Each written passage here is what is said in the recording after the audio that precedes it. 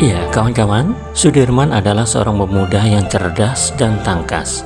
Beliau lahir di Purbalingga, Jawa Tengah pada tanggal 24 Januari 1916.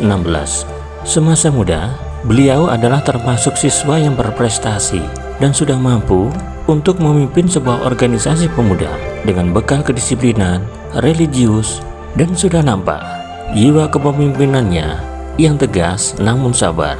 Sebelum menjadi tentara, beliau menempuh pendidikan di sekolah guru dan setelah lulus, dia diangkat menjadi guru dan membentuk pribadi kepemimpinannya di sebuah organisasi kepanduan. Hingga kemudian Jepang datang dan beliau langsung menjadi tentara pembela tanah air atau PETA.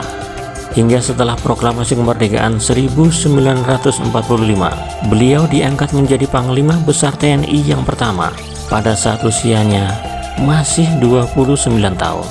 Lalu kemudian waktu pun terus berjalan. Tiba-tiba Belanda kembali menyerang tanah air.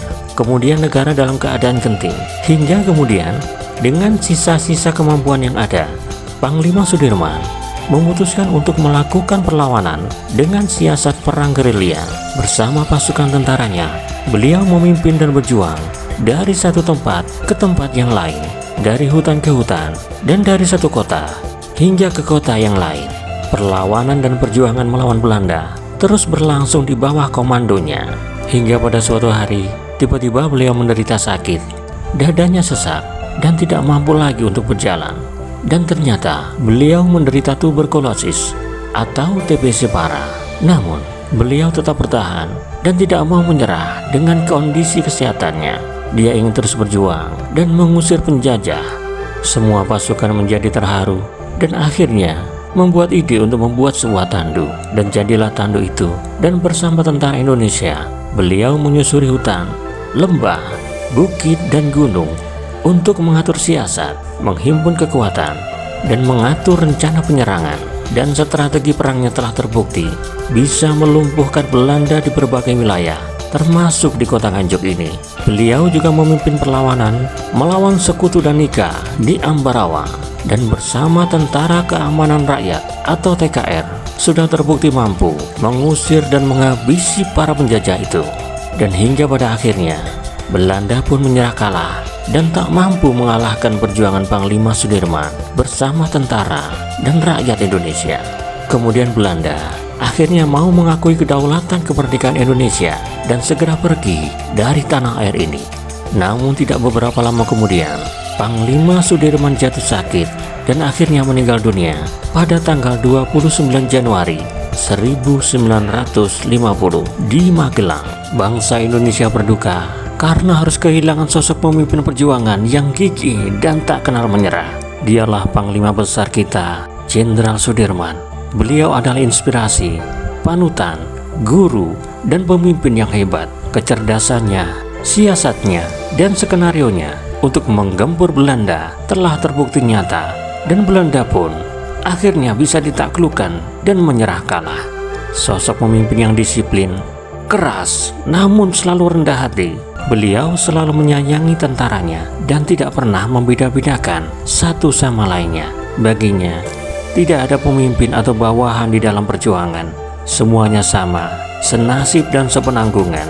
Dan itulah kenapa sehingga pasukan menjadi sangat hormat dan sangat patuh kepada beliau. Walau dalam keadaan sakit parah, beliau tetap berperang dan terus menjalankan tugasnya sebagai seorang panglima. Rakyat Indonesia pun tidak pernah melupakan jasa-jasa beliau, sehingga dimanapun tempat dia singgah, selalu dibuatkan sebuah monumen untuk mengenang beliau, termasuk di Desa Majulan ini. Sebuah monumen perjuangan agar generasi sekarang atau yang akan datang selalu ingat bahwa kita bisa merdeka dan bisa hidup nyaman sekarang ini karena perjuangan beliau, Jenderal Sudirman, bersama tentara dan rakyat Indonesia di waktu itu.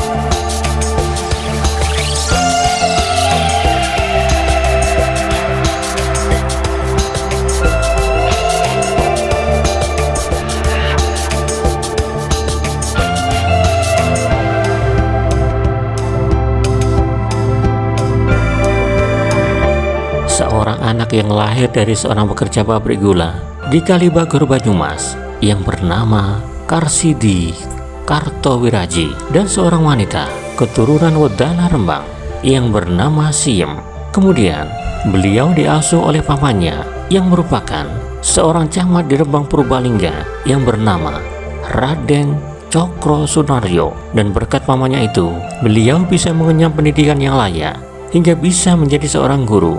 Lalu kemudian menikah dengan Alifah, anak seorang pengusaha batik yang bernama Raden Sostro Atmojo, hingga pada tanggal 18 Desember 1945 beliau dilantik dan diberi pangkat jenderal oleh Presiden Soekarno karena sudah banyak prestasi yang sudah ia toreh, yaitu seorang tentara peta angkatan kedua di Bogor dari Danco Kroya Banyumas, ketua BKR Karesidenan Banyumas, Letnan Kolonel Komandan Resimen 1 Divisi 1 TKR, Kolonel Komandan Divisi 5 TKR Banyumas, Jenderal Panglima Tertinggi TKR, dan Jenderal Panglima Besar TRI 25 Mei 1945, Jenderal Panglima Besar TNI yang pertama. Hingga akhir hayatnya, beliau dimakamkan di Taman Makam Pahlawan, Semaki, Yogyakarta. Dan hingga pada tanggal 10 Desember 1964, sang jenderal ditetapkan sebagai pahlawan nasional oleh Presiden Soekarno. Dan pada tahun 1997, beliau dianugerahi gelar Jenderal Besar Anumerta oleh Presiden Soeharto.